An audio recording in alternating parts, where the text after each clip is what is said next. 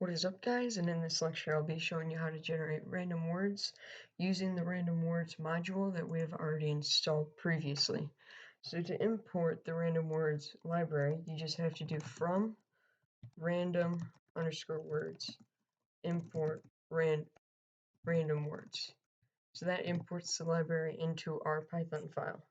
And then we just have to initiate random words, and we're just going to denote that using RW for random words, and then we're just going to use the function that we imported earlier, and then we're just going to set our word, and then we're going to set that to RW for random word dot random underscore word, and then we run the function and print word.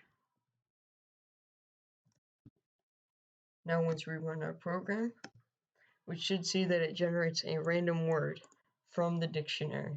So then later in this course, we can use this to find a random word of the day that we're going to be posting on the Twitter bot.